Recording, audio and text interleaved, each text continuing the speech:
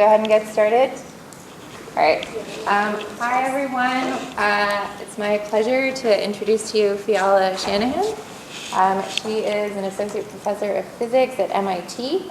She got her undergraduate and graduate degrees at the University of Adelaide. And she was a postdoc at MIT, then did a brief stint at William and Mary and Jefferson National Laboratory before she went to MIT as faculty member. She's won a lot of awards like NSF Career Award, DOE Career Award, Simons Foundation, Emmy Noether Fellow, and also 30 under 30 for Forbes in science. So she does a lot of work on the theory of strong interactions and across a broad range of topics. So go for it. All right. Thank you very much. It's a real pleasure to be here. Okay, so the topic of this talk is really the structure of matter, and in particular the structure of the protons, neutrons, and atomic nuclei that make up the majority of the visible matter in our universe.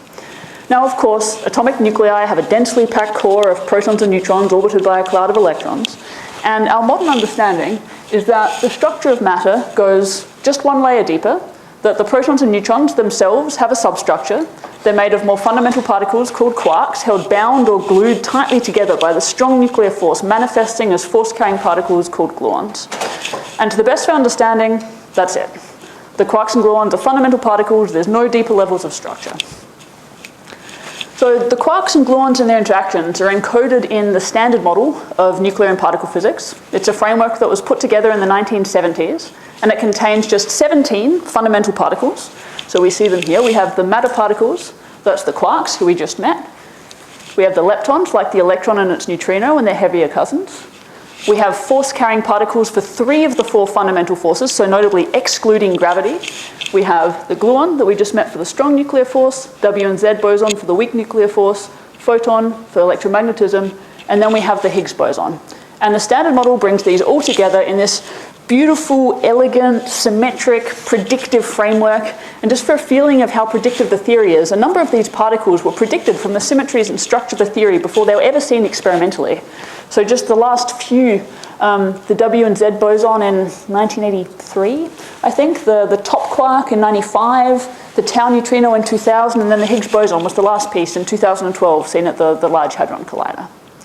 So this theory, as I said, is beautifully predictive, and I just want to give you a sense for just how successful this theory is. It's the best physics theory we've ever had. So here we see the magnetic moment of the electron. That's how much torque an electron feels when you put it in a magnetic field. And this is the most accurately verified prediction in the history of physics. So here we see beautiful agreement between theory and experiment. This point is difficult, to 12 significant figures. And if we have any physics graduate students here taking field theory, you can get a sense for just how heroic this theory calculation is. It's 12,000 Feynman diagrams, up to 5 loops, 30 years of effort to get this beautiful prediction that matches what we measure experimentally. Okay, and it's not just this, of course. The standard model is successful over an incredibly wide range of energy scales. So here's just one more example. Here we're looking at deep inelastic scattering of an electron on a proton. So we fire an electron at a proton so hard that it breaks the proton apart. And we can describe that scattering process in terms of quantities known as structure functions. That's what we're seeing here. And on this axis is energy scale. So this is a log scale. So we have 5 orders of magnitude on the energy scale there. The experimental data are all of these points, and the theory are those yellow bands there. And you see beautiful agreement between theory and experiment over this broad range of many orders of magnitude on the energy scale. So it's a wonderfully successful predictive theory, and we also know that it does not describe everything that we observe about the universe. So just one example of that is dark matter. In fact, the standard model only describes this little 5% sliver of the universe's energy density pi. About 5 times as much is dark matter. We'll come back to that later in the talk. But matter that doesn't absorb or emit light, so it's dark, but seems to act like matter gravitationally. And the rest is dark energy, which, well, we don't know what it is, but it's whatever drives the accelerating expansion of the universe. So our wonderful, beautiful theory describes only this little piece. Okay, and it's not just dark matter. Neutrinos have masses in nature. We know that because we see them oscillate. That happens when the flavor eigenstate and the mass eigenstate with which they propagate don't match. And they don't in the standard model. There's a matter-antimatter asymmetry that we don't understand. If we start from a big bang and produce equal amounts of matter and antimatter, and then allow only standard model interactions, it should annihilate away, not leaving us with quite as much matter as we have left over. There's gravity that doesn't fit in. How do we unify general relativity that describes gravity with the standard model? There's naturalness questions. Why is there such a difference between the weak and the gravitational scales, and so on. So there are many areas where we know our understanding is not complete, and we expend huge amounts of effort as a physics community to try to find and constrain physics beyond the standard model. And just one of the many ways we do that is through experiments at what's called the intensity frontier. So this is very precise experiments looking to see very small deviations from standard model effects. So examples of that would be looking at magnetic moments. This is the quantity that we met before, that for the electron was the most accurately verified prediction in the history of physics.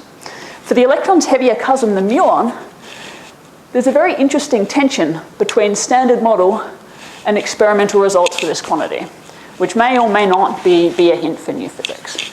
Dark matter direct detection experiments fall into this category, where we look for dark matter interacting directly with our detector here on Earth in terrestrial experiments. Various neutrino physics experiments fall into this category, and so on. Now, one thing that all of these experimental searches for physics beyond the standard model have in common is that in order to do them, you need to understand the standard model physics of the protons, neutrons, and nuclei you have. For the magnetic moment, you need to compare the theory calculation with experiment to see if there's a difference. You need that theory calculation to start with. For dark matter direct detection, if you want to know something about the properties of dark matter from seeing it hit or not hit a nucleus, you need to disentangle those properties from the properties of the nucleus, the standard model physics of the nuclei in your detector. So for all of these searches, we need to really understand from our theory the structure and interactions of matter. So that really drives and motivates the effort to try to start from the equations of the standard model and do theory calculations of the structure and interactions of protons, neutrons, and nuclei. It's firstly for its own sake. I mean, can we really see the emergence of all of the complexity of nuclear physics from this fundamental theory with our 17 particles? Can we really see how we get nuclear reactions from this starting point? But secondly, because we know our theory does not describe everything we observe, and we need to have standard model backgrounds and benchmarks for the searches for new physics. So this is really the motivation for trying to do calculations from the standard model. It's also the outline for the talk. So after a little bit more introduction, I'll give some examples of new developments in each of these categories, and then at the end I'll come back around and explain how advances in supercomputing and algorithms are feeding back into this cycle and letting us reach new ground on this front. Okay, so to talk about first principles calculations of protons and nuclei is really to talk about the strong interactions, which are described in the standard model by quantum chromodynamics. So the strong interactions bind the quarks and gluons together into protons and neutrons and bind protons and neutrons together into nuclei. So of course it's very relevant when we're talking about the structure of those protons, neutrons, and nuclei. But unfortunately, the strong interactions are quite difficult to study in a first principles way, quite difficult to do calculations in. And the reason is that the theory is non-perturbative at low energy scales. So what that means is here we have the interaction strength, or the coupling of the theory, and on the horizontal axis we have the energy scale here. So at high energies over here, the interaction strength is small. And so you can do a perturbative expansion in powers of that coupling. Take a small number, square it, it gets even smaller. So if you want an answer to some precision, you can go up to some order and then stop. If we're over here at low energies, and even further to the left than this plot shows, that coupling is large. And you can't do that sort of an expansion anymore, right? And why are we interested at low energies? Well, that's what's relevant to, say, a nucleus at rest in your detector waiting for dark matter to hit it.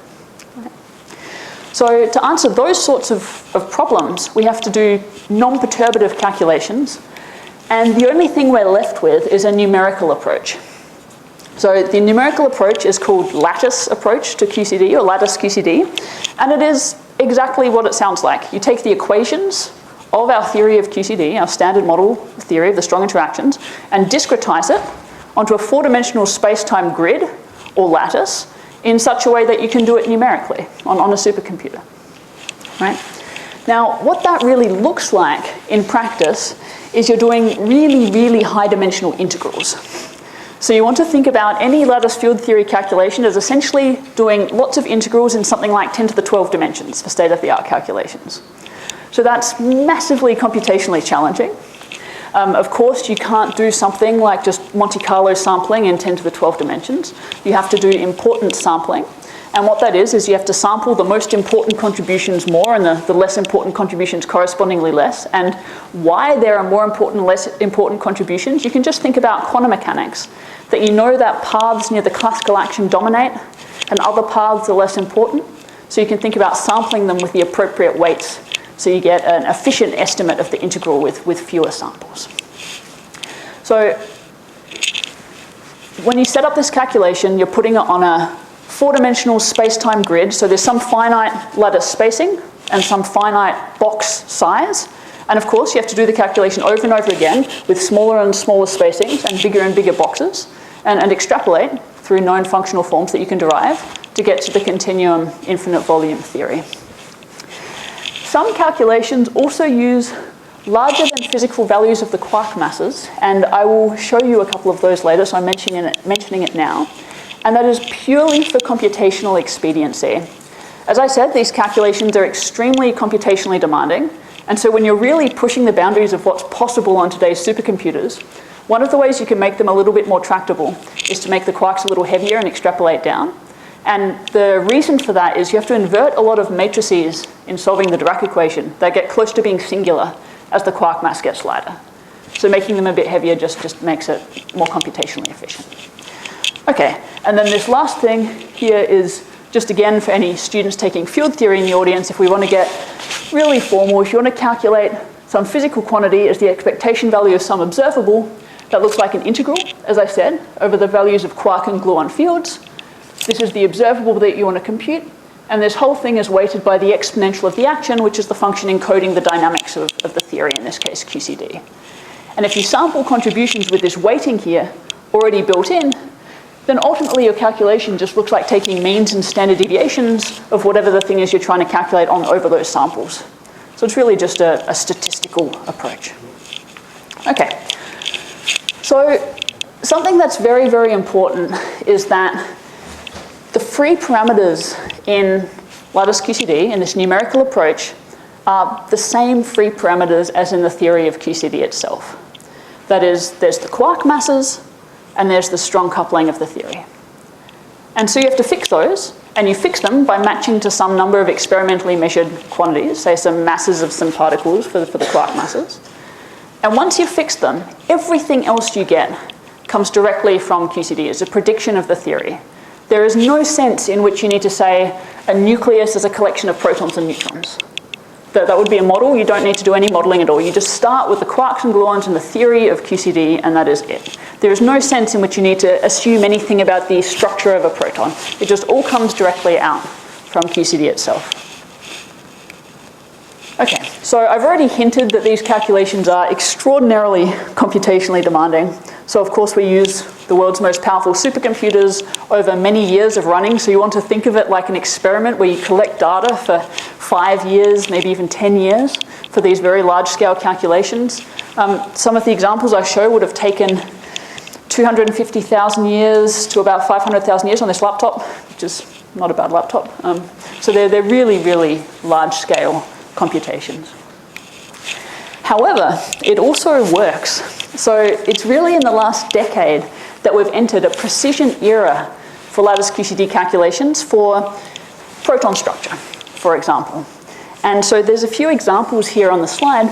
So, for example, the proton-neutron mass splitting can be computed to high precision now from lattice QCD. Now, The proton-neutron mass difference, that the neutron is ever so slightly heavier than the proton, it's small, but it's really, really important. If it was the other way, then the proton could decay the nucleus of the hydrogen atom. Life as we know it wouldn't be life as we know it, right? It's fundamentally important for our existence, and we can measure it very precisely experimentally. But what we can do with a theory calculation is really see where that comes from as the delicate interplay of the strong interactions pushing it one way, electromagnetism pushing it the other way, to give a cancellation that gives us exactly the value that we observe in nature. We can also make, so this is, I would say, an example of a synergy between theory and experiment where we can understand an experimental result through a theory calculation, but we can also make predictions. So here's another example from the same sort of era, the last 10 years. This is a spectrum of heavy hadronons. So that's particles like the proton, but with some heavier quarks inside. And all the blue points are from lattice QCD calculations. The red bands are experimental measurements, except for this one there that I photoshopped on after. So that was a prediction from a lattice QCD calculation, and the LHCb experiment could then go and look and found that state exactly where it was predicted. So again, complementarity between theory and experiment in this era of high precision calculations. Okay, so let's come to some sort of recent developments on this front. If we want to talk about the quark and gluon structure, I promised we'd talk about the structure of matter, the quark and gluon structure of, say, a proton or a nucleus. Some of the simplest questions we can ask are, well, how are the proton's properties generated from its more fundamental constituents, from its quarks and gluons? So we can say, where does the proton mass come from? What about its spin? What about its momentum? And so now we can calculate quite precisely these decompositions. So this is the momentum decomposition of the proton, and we can see that up quarks, down quarks, strange quarks, charm quarks, gluons, each contribute a different fraction of the proton's momentum, and the sum is 100%, just as it must be. And so one of the strengths of theory in this case is that you can really separate out each of these contributions separately in a very precise and clean way. But we can go further. So as well as the sort of simple static properties of a proton, we can really ask, well, what about the three-dimensional distribution of quarks and gluons inside a proton? So that's encoded in various quark and gluon distribution functions, things like form factors. And I'll give just one example here about the pressure distribution inside a proton, which is exactly what it sounds like. It's very intuitive. It's the pressure created by the quarks and gluons on the proton on a test mass if you put it inside. So something I want to emphasize here is that while things like the proton's momentum and its mass are things we can measure very precisely, there are still some very sort of fundamental and even qualitative questions about the structure of the proton that we're only just now beginning to be able to answer through questions like the pressure distribution. And one of those is the gluon radius of the proton. So when you think about the proton's radius, you're normally thinking about its charge radius. That's what we mean by the proton radius. That's the radius of the proton as seen by an electromagnetic probe.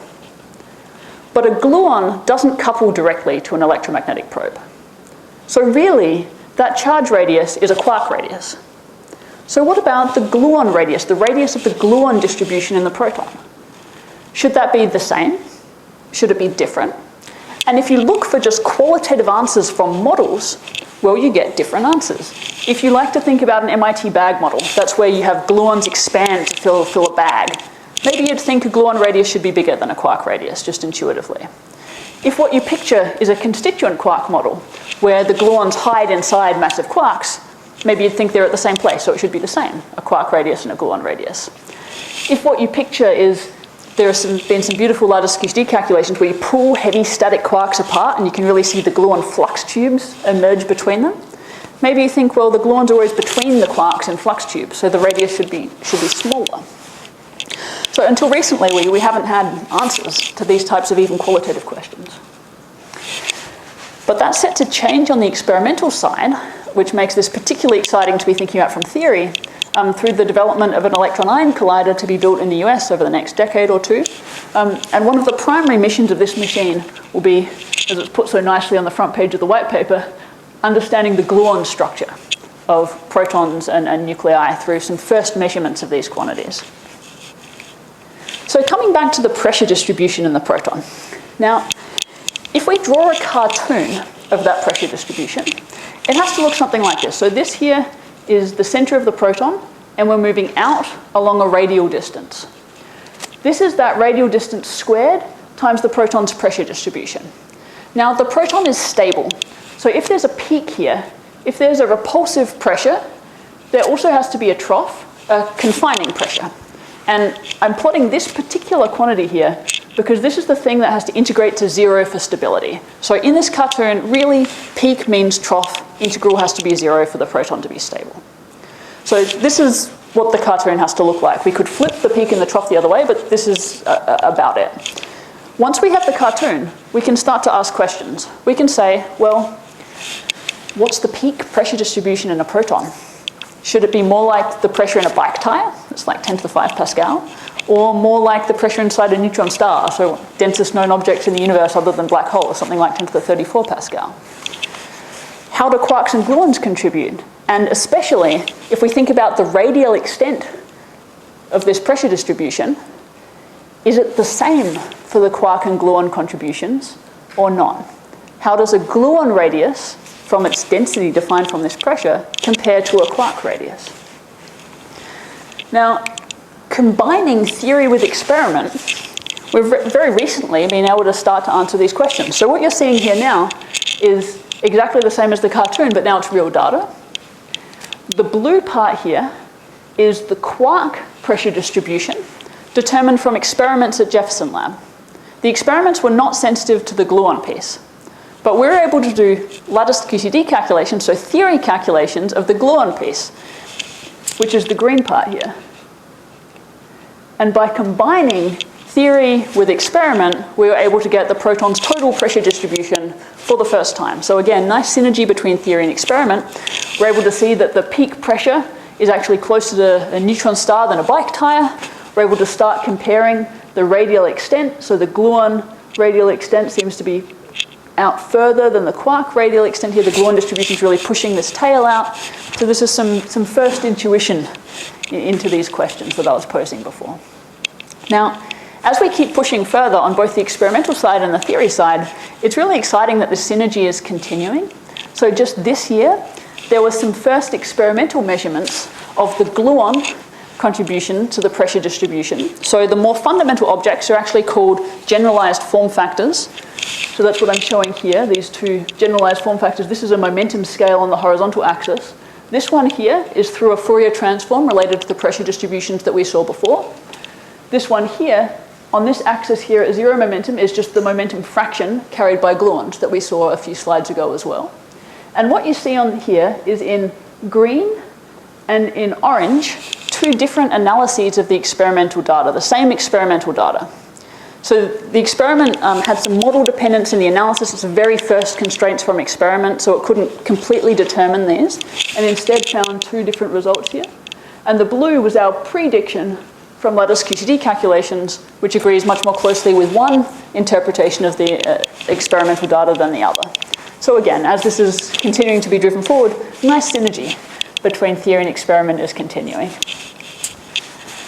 Okay, so pressure in a proton, you naturally start to want to think about other pressures, like, well, what about neutron stars? Maybe if we could think about pressures of denser nuclei, maybe we could say something about equation of states of neutron stars directly from QCD. This would require being able to do these sorts of calculations in nuclei.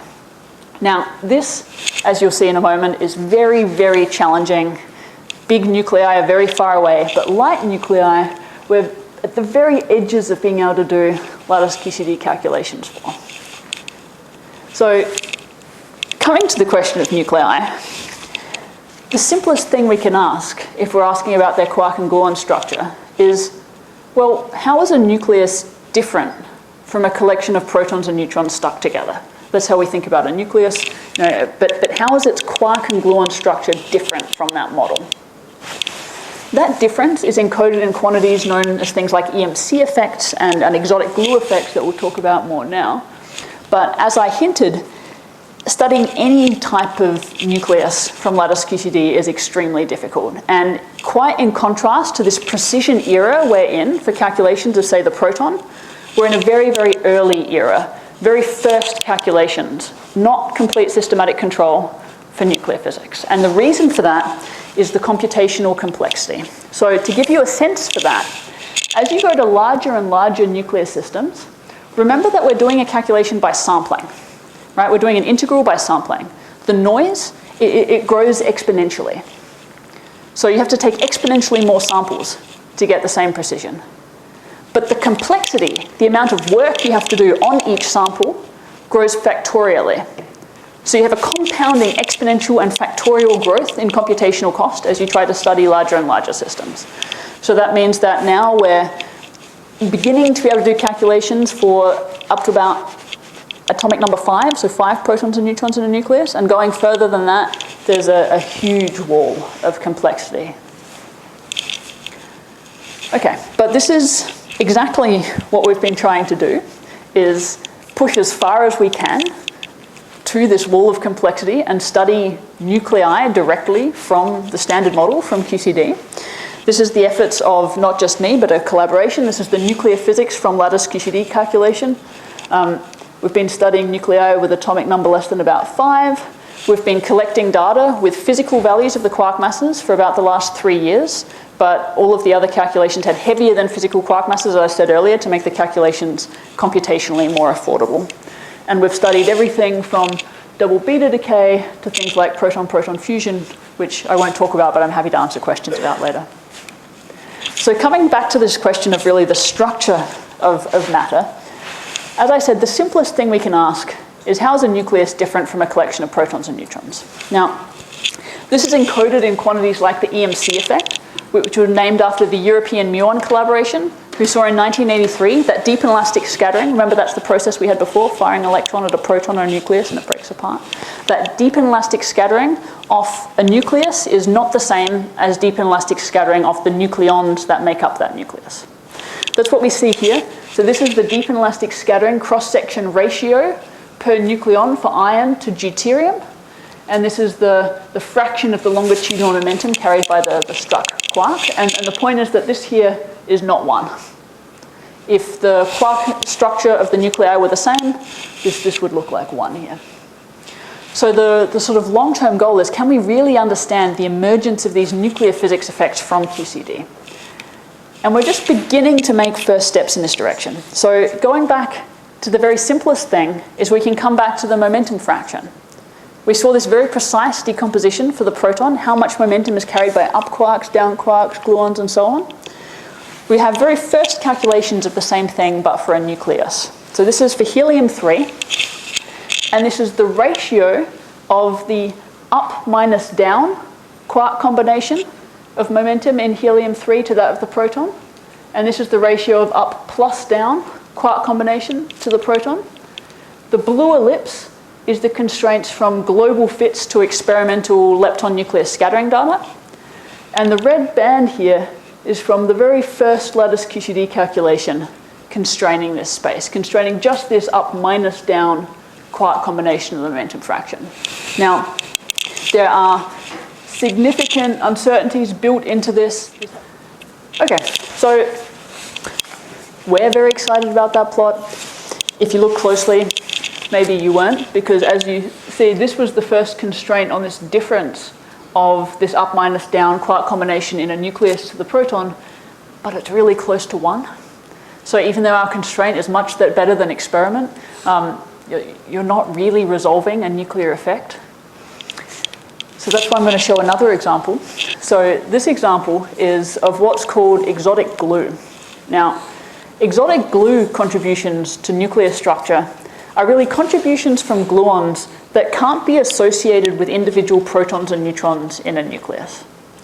So our normal picture of a nucleus is like this, right? We have these balls, and inside these are protons and neutrons, and inside these balls we have the quarks, and these curly yellow pigtails, those are the gluons, and the gluons are tucked inside these balls, and then those balls get stuck together to give you a nucleus. So exotic glue effects would be those that really don't come from this picture, but come from something more like this, gluon contributions to really the binding of the nucleus. Now, if you want to think about that in terms of an operator, an exotic glue operator would be a purely gluonic operator whose expectation value in a proton or neutron has to vanish, but in a nucleus does not have to vanish, right? And so this is sort of the very edges of what's possible computationally in lattice QCD. Here we are not even trying to get a number. We're getting to pretend to be experimentalists and go bump hunting in our data. We're looking for a deviation from zero for evidence that this signal even exists. So that's why this figure here has no numbers, because I don't want anyone to read into what the numbers are. There's very little meaning in them. But evidence for this effect should look like a deviation from this line of zero to the left of the grayed out regions. And you can do a statistical analysis. You know exactly what form this function should take. It should have this bump form. And you can rule out a hypothesis of no signal to better than 1 part in 10 to the 15. And so we've gone from precision calculations, percent level precision, decomposition of momentum in the proton, all the way through to this end where it's, is there a signal for this effect at all, and can I rule out the hypothesis of no signal? And so with theory evidence for this sort of an exotic glue effect, there's now a letter of intent to go and try to do experimental measurements of this effect for the first time. It's never been seen experimentally. Okay, so this is really thinking about the structure of those protons and nuclei sort of for its own sake. But also, of course, understanding that structure is important for searches of physics beyond the standard model. And I'll give just one example in the context of dark matter. Now, of course, there's abundant evidence for dark matter, and to save some time, I won't go through these pictures. But there's also abundant theories for what dark matter could be, right? Everything from theories with extra dimensions or supersymmetry, extra Higgs particles, axions, and so on. And so our goal, of course, is to put constraints on this space, to rule out some of these possible theories for what dark matter could be, support others, to narrow the field down. Now, just one of the many, many ways we try to constrain our theory space for dark matter is through direct detection experiments. So these are terrestrial experiments here on Earth where we, deep underground to shield the experiments, look for the direct interaction of a dark matter particle. For example, it could be a weakly interacting massive particle, so interacting through the weak interaction with the nuclei in the detector, right? And so the detection rate depends both on the dark matter properties, which is what we want to constrain, and for the probability for interaction with that nucleus. So what the exclusion plots, because we haven't seen dark matter in these direct detection experiments, we can only have exclusion plots. What the exclusion plots look like is like this, where on this axis here, we have the interaction cross-section of, this is our weakly interacting massive particle, so our dark matter particle with a proton or neutron. And on this axis is the mass of our dark matter particle. And each experiment gets a line, and it's ruling out the space above the lines. Now, I want you to notice two things. This is the interaction cross-section. SI just means spin independent, for anyone looking closely. This interaction cross-section is with a nucleon. That's a single proton or neutron. But these experiments, they typically use very large nuclei. All of these with X's in them, yeah? These all use xenon, for example, which is a very large nucleus with 140 or so protons and neutrons. So there's been a translation between not seeing dark matter hit xenon and what that means for the interaction with a single proton or neutron. And if xenon is not just a bunch of protons and neutrons stuck together, then nuclear physics matters here. Now, the simplest way of doing this translation is through what's called the Born approximation. And that really is just, take the interaction of dark matter here with a single proton or neutron and multiply out by the numbers of protons and neutrons. Now, as I said, we're in a precision era of lattice QCD for properties of a single proton. So whatever your theory of dark matter is, we can go and calculate this here, the interaction with a single proton or neutron, and we can multiply by the numbers of protons and neutrons, right? But what if there's a non-trivial interaction with multiple protons or neutrons in the nucleus at a time? What if nuclear physics matters? Then it's not just interactions like this, which are important, but also terms like this, where dark matter is interacting with a two-nucleon system here. So we've recently done a calculation which hints at, it's not controlled, it hints at unexpectedly large nuclear effects in some of the matrix elements most relevant to dark matter direct detection. So although we don't know the microscopic theory of dark matter, the generic low energy limit of a spin-independent interaction is scalar. So if you're interested in spin-independent interactions, it's the scalar matrix elements that are relevant. And we've been able to compute them in small nuclei. Now I'm going to compare those, so that's the scalar matrix elements here relevant to dark matter. I'm going to compare them to weak interaction matrix elements or axial matrix elements to give you a sense of scale. So in our not controlled calculations, we saw fraction of a percent nuclear effect in the weak interaction matrix elements. When you extrapolate through all the systematics, you get this here, so a few percent effect, which is in perfect agreement with what you can measure experimentally in this case. When you go to a big nucleus, something like tin, you have a tens of percent nuclear effect. For the scalar matrix elements, you can't do experimental measurements there, unlike here. So the only thing you have is theory calculations. And we start with not a fraction of a percent nuclear effect, but a tens of percent nuclear effect. So then the real question is, what does that mean for, say, xenon? And the answer is we don't know. This is a sort of a tantalizing hint that nuclear physics is more important here than one would have previously guessed. But until we do the rest of this pipeline, how we go from computations for small nuclei to constrain the effects for large nuclei, this is just essentially a big unknown and a caution in the interpretation of dark matter direct detection experiments, but not a way to do any better. So how do you do that pipeline? So you will notice that I said for this two-body effect that tens of percent was unexpectedly large, right? It's still only tens of percent. So there is a hierarchy here, that the one-body effects are dominant, two-body effects are subdominant but potentially important, three-body effects smaller again, right? This is why models of nuclei as collection of protons and neutrons work so well, because they're good effective degrees of freedom.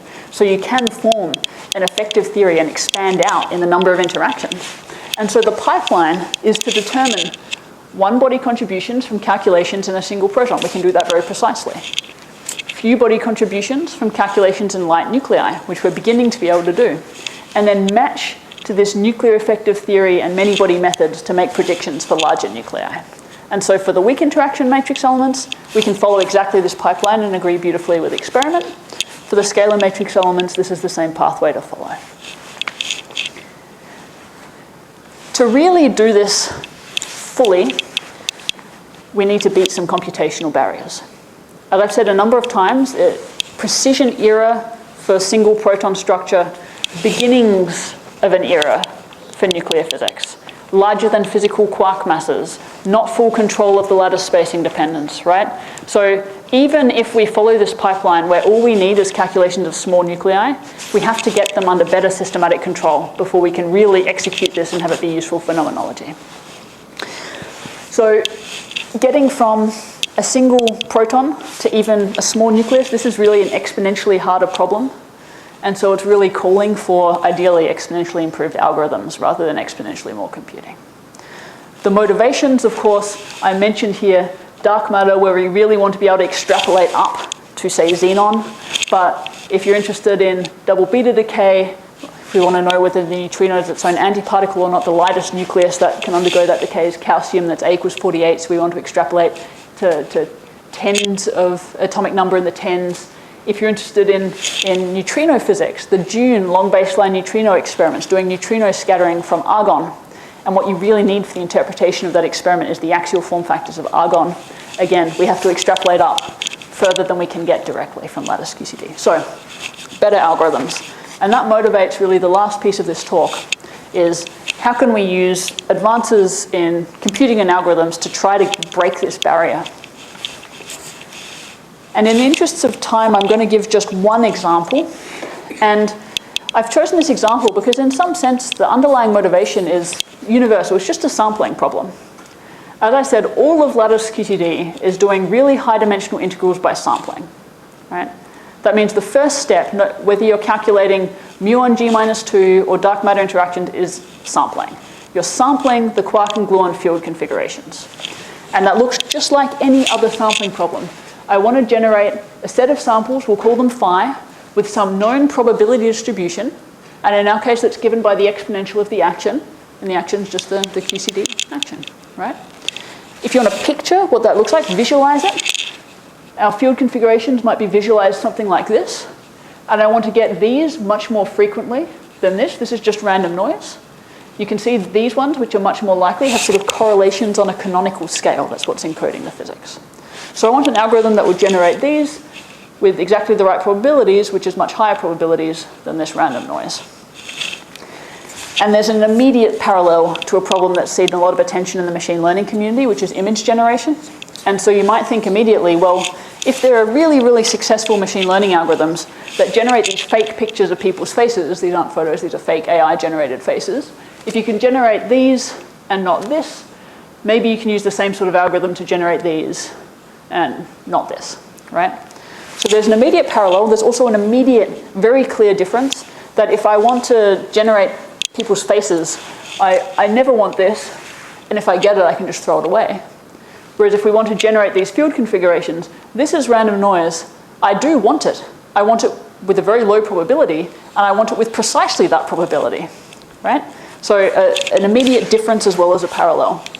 And if we stack up our problem to the image generation problem, you see even more differences. So this is the one we just mentioned. It's only the set, it's the ensemble of gauge fields that has any sort of meaning at all. It has to follow a precise probability distribution. Whereas an image is a good picture of a face or not on its own, right? Then we have an extreme inversion of your typical data hierarchy. So each image in this benchmark image set for machine learning is described by something like 3,000 numbers, but there might be 60,000 available to train the algorithm on. Each of our images, our field configuration, is described by something like 10 to the 9 to 10 to the 12 numbers, and you might want order thousands or tens of thousands. So these ratios here are inverted, and that tells you immediately that any approach involving training data isn't going to apply to us. If we had a big set to train on, we wouldn't be trying to generate them. We would already have them, right? We have difference in structures. It's really the long-distance correlations that encode the physics.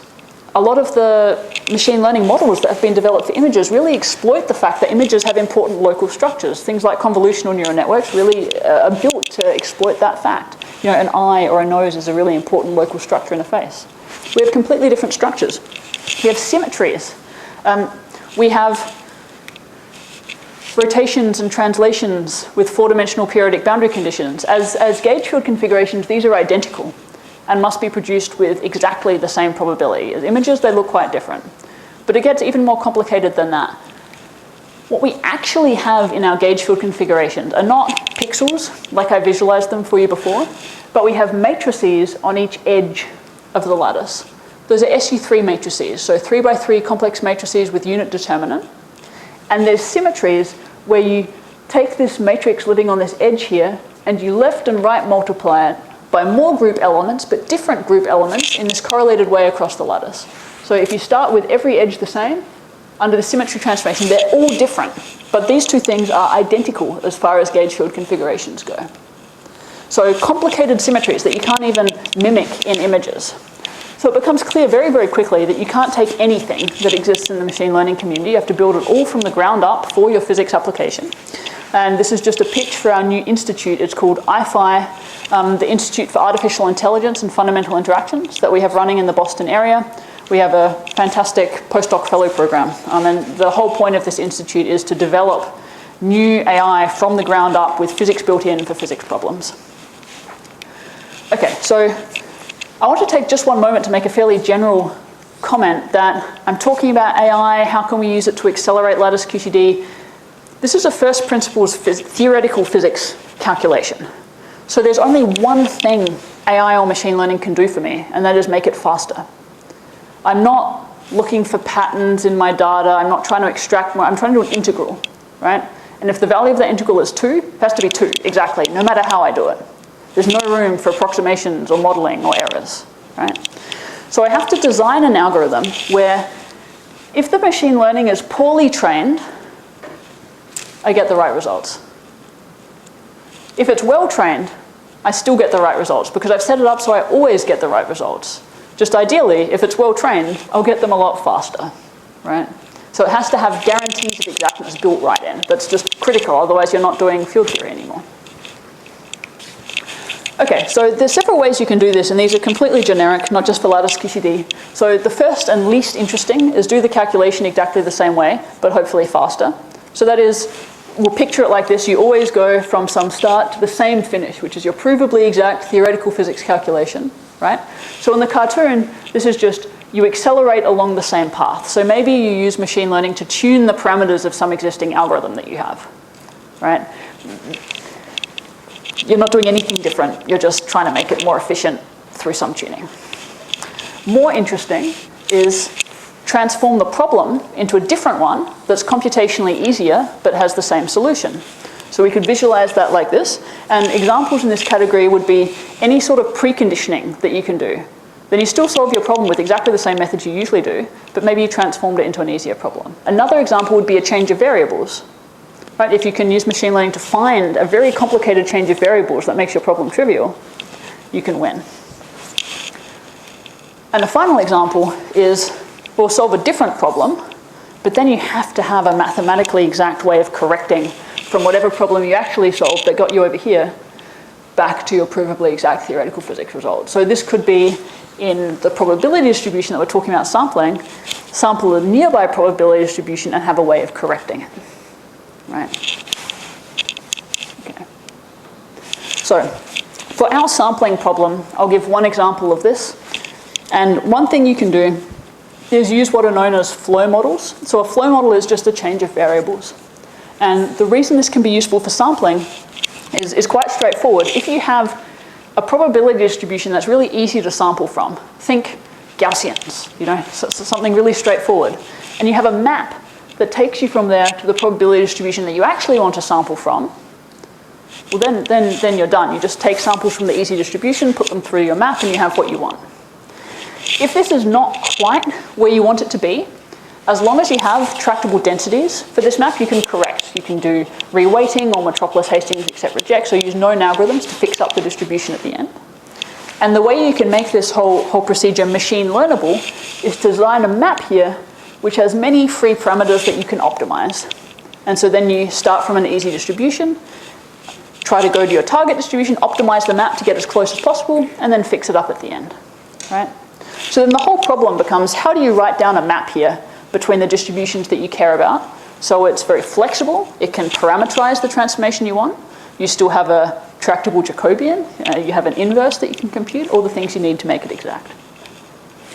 Okay, so flow models exist in the machine learning literature for real numbers. Most machine learning is done on real numbers.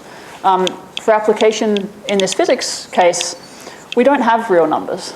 We have variables living on each link here in SU3, so 3x3 complex matrices with unit determinant. They live in a gauge group that's a compact connected manifold. So the very first problem you have to solve is you say, how do you do machine learning on a compact connected manifold? The simplest example is just a circle. You can't just take real line and wrap it around. You end up with discontinuities at the endpoint, instabilities in your optimization. You have to write down new algorithms. So how do you design flows on even just circles, spheres, tori? We did this for physics purposes. We discovered that this is actually quite relevant to other applications like robotics, because the positions of a multi-jointed robot arm are described by angles which live on circles. So if you can do machine learning on that space, it has useful industry applications. Then you have to worry about the symmetries. We have a very, very high dimensional space, 10 to the 12 dimensions, with a 10 to the 12 dimensional symmetry. You can't learn that sort of through sampling. You really have to build it in. And so, and you can imagine that. So if this is our flat direction in our density space, it's much, much more efficient to build that in rather than try to mock it up using a lot of the flexibility in your map to try to replicate that flat direction that you know is there exactly. So you have to design architectures that have this complicated gauge symmetry built in. Once you do that, you can already start to see the power of this approach. This is not for lattice QCD, but for a simpler lattice field theory, where you just have a complex number on the unit circle on each edge instead of these 3x3 matrices. So simplest field theory you can write down. This is the cost for each independent sample. This is a parameter of the theory. So as we go to the right on the horizontal axis, the lattice spacing is getting smaller, and conventional sampling approaches slow down exponentially in that limit. The machine learning sampling approach, as you can see, remains fairly flat, moving from left to right. And over on the right here, you have orders of magnitude more efficient sampling through the machine learning sampling. It's still exact, provably exact than conventional approaches. You have to worry about multimodal distributions, not just in principle guarantees of exactness, but in practice guarantees of exactness. You have to worry about quarks. Quarks are fermions, which is really inconvenient because they're described by anti-commuting variables. And how do you do machine learning with anti-commuting variables? That's a whole nother complication. But once you figure that out, you can put this all together. And here's another field theory, which now has quarks in it as well, so closer to QCD. This is some observable. It's the chiral condensate, but it doesn't matter what it is. And this is the number of samples. And here you see an interesting effect. This is the value of that observable taking more and more samples using a conventional sampling approach. And you can see that it looks like it's converging. The errors are going down like 1 over square root n. But the answer's wrong. And that's because a conventional sampling approach can get stuck in topological sectors. If there's like multiple wells of the distribution, conventional sampling in this case is update-based, step from one sample to the next to the next. And so if there's a well, it can get stuck walking around in one well and never see the other. And you can avoid that through this machine learning approach, which just samples into all wells directly. And so you can see it converges directly to the true value very efficiently. The reason this is shorter than this is also that this here is sequential sampling, and this is embarrassingly parallel. So you can make much longer chains very efficiently. And then you have all the ingredients you have to do QCD. And we've done QCD at small scales, but you have to put it on the biggest supercomputers in the world. And so that's where this approach is at the moment. Aurora, which will be our new biggest supercomputer in the United States, should come online in about 2 months. And we have early science access to try to run this algorithm on them for QCD. It's challenging. We have to take an entirely custom machine learning framework and scale it to the size of the biggest machine learning applications used in industry applications, but in a scientific application on DOE hardware. This is a massive engineering challenge because we're trying to do something very non-standard at a very, very big scale. So we have to see how well it works, but it's very, very exciting. Okay, so the status of these machine learned samplers for lattice QCD is really that we have provably exact machine learning accelerated sampling algorithms that are orders of magnitude more efficient than conventional samplers and give unbiased results in areas of parameter space where traditional algorithms fail. And hopefully we've got deployment for state-of-the-art QCD soon. And of course the goals, coming back around to the physics, are that this getting the lattice spacing down, that where conventional algorithms really slow down, that is really the limitation for precise calculations of mu on g minus 2, for the gluon structure of the proton. And the overall cost of sampling is the big limitation for controlled calculations of nuclei. So for dark matter direct detection, does that conclusion hold when we get all systematics under control? Can we study not just the first step of the Big Bang nucleosynthesis pathway, which we've done, but can we go all the way to lithium? Say something about lithium abundances. So this is really the hope for the next decade or so. Okay, so let me just leave it there.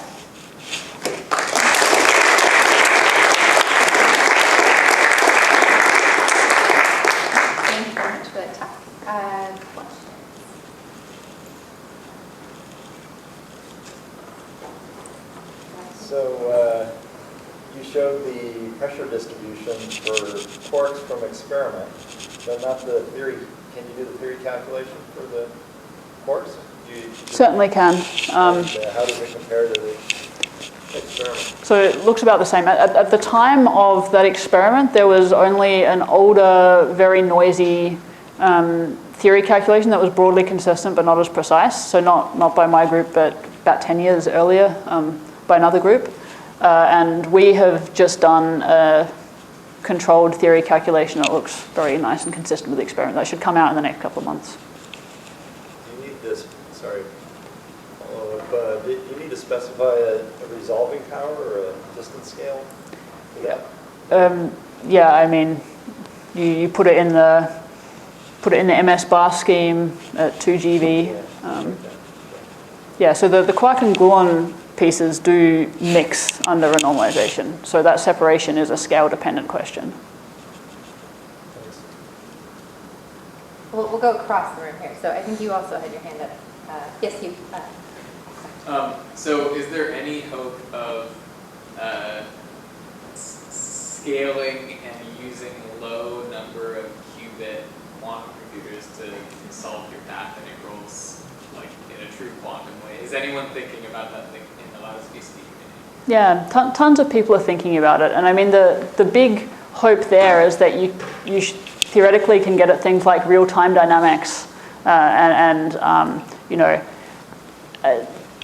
places where lattice QCD has sign problems that are really, really tough when you're in a Euclidean space-time classically, you can just avoid if you can do it in a direct quantum framework. So plenty of people are thinking about it. It's a really, really long way away. The number of qubits you'd need and the fidelity you'd need to do anything even remotely competitive with what we can do classically, even for the things where it's really hard classically. We have such efficient supercomputers that it's really far. One of the exciting things my group's done a little bit of work on is hybrid quantum classical algorithms, where you could do some sort of quantum preconditioning and then fix it up on a classical computer, so you don't need to have such a good coherence or fidelity of your qubits to still get some benefit. And there's some potential that it's a lot of fun to figure out how you do it, but I think it's really far.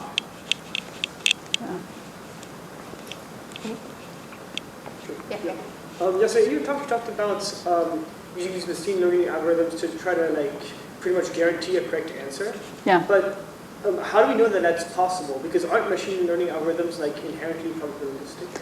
So it's the question of how you build machine learning into your overall algorithm. So in this case, for the probability, for the sampling and probability distribution example, you have to write down a map that you're going to optimize through machine learning that has a tractable Jacobian. Because then you can compute the density of every single sample. And you can say, with what probability was this generated, and with what probability should it have been generated, and reweight them. If you were to write down something like, you know, a GAN, or, you know, just a regular machine learning architecture that is used for generative modeling, it wouldn't have that property and you couldn't use it. So you really have to design both the architecture for the machine learning part and how you incorporate it into your overall algorithm in such a way that you have exactness. So another example would be, we have some really fun work on contour deformation. Of course, if you have a complex integral, you can deform it anywhere in the complex plane and you know you get the same answer, right? And so if you can deform it in such a way that the variance of your numerical sampling is smaller, you can win. And so then you need to write down essentially, you know, how do you, a holomorphic transformation that doesn't cross any poles. And you have to define a parameterization that you can guarantee has those properties. And then anywhere that optimizes is still fine. So you have to, where you put the machine learning in, and then what properties it has are critical if you want to guarantee exactness. I'm just curious, you mentioned, you did this comparison with HMC. Yeah. There are newer alternatives to that which don't have exactly the problem you mentioned of getting stuck. So in HMC you have to sample momenta, right? And You do. You would need to find a improbable value of momenta to get yourself over the barriers. That's right. But there are Hamiltonian dynamics that conserve energy in the Hamiltonian sense and aren't stuck in a basin like that. So I don't know if Yes. that would help you. But. Well, so the HMC algorithms that we have all the bells and whistles and are very, very highly optimized. So I don't think there's anything straightforward in that space. I mean, people do all sorts of things with our standard HMC. You have, you do multi-moded evolution. You can go to a coarser and a fine scale and evolve at a coarse scale, as well as at a fine scale and recombine. You do parallel tempering. You do everything. Yeah, no, I'm talking about something else, which is more microcanonical than HMC, which is like a canonical distribution. As far as I know, there's nothing that beats HMC in our application. We can talk after, but... So some of us are very interested in the dense matter equation of state. Observationally, there's been some progress recently saying it's very stiff for neutron stars. when people ask me about why can't you just compute this in lattice QCD, I've always said it's beyond the pale, it's just too tough. And I think you were saying the same thing, but then you were giving us a hope that importance sampling could make some real progress. You know, and when I look at this slide, it says pushing to A of greater than 4 is going to be a big challenge. Yeah. To actually do the real dense matter equation state of neutron stars is formally a very big A. But we only care about sort of bulk thermodynamic properties. Is there a way of doing the importance sampling that will just answer questions about the density pressure run that won't be sensitive to the fine details? Is there hope? Are people working on that? Do you have any comment on that? Yeah, so you can do thermo with lattice QCD. You can also have a lattice formulation with nucleon degrees of freedom, where it becomes much easier to stack a lot of them into a box. But I think the most useful thing that we're getting close to that can have any sort of input on equation of state is we can do hyperon interactions and hyperon-nucleon interactions. And so we can really constrain you know, all of the relevant phase shifts, the scattering lengths, to feed into models. Although I think the neutron star masses are now large enough that hyperon degrees of freedom are probably less important than people hoped some years ago. Yeah. So you probably don't need all that fancy stuff. Which is, can't you just push through with just nucleonic equations of states and see what it says? Yeah, so that's a shame, of course, because we started the hyperon calculations 5 years ago and they're almost ready now. But so that's the closest thing to being ready. It's a real tough sell computationally, but on the decade time scale. Okay. Oh. Thanks. In older applications, in simpler models like discrete spin systems, the update algorithms that you use to beat critical slowing down, the kind of thing that happens in large data, were these non-local cluster algorithms. Yeah. Is that what your machine learning thing sort of discovers, that you need to do non-local kinds of updating? No, because it really is independent sampling. There's no updates at all. So what the machine learning is doing is you take a sample from the prior distribution, something straightforward, and you push it through, and then you take a completely independent sample from the prior and push it through. And so there's no sense in which you're updating from one configuration to the next at all. I see. So those two samples might be completely non-locally related. They are completely non-locally related. It has that feature of not being some local deformation.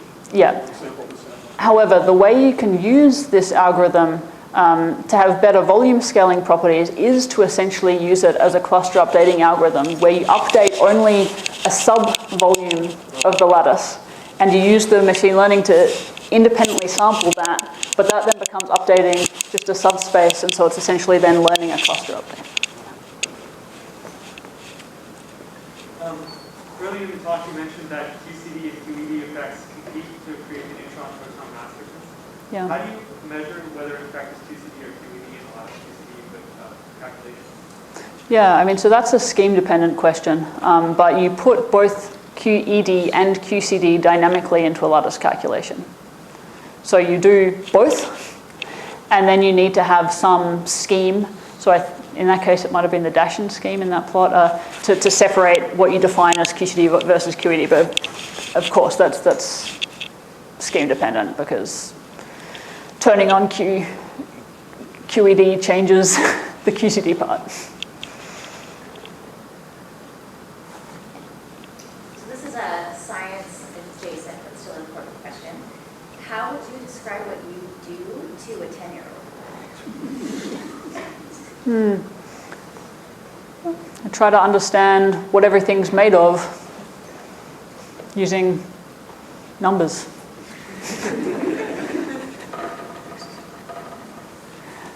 Any other questions? Oh, yes, please. So sorry, when you're talking about using the low level QCD, could you expand that a little bit?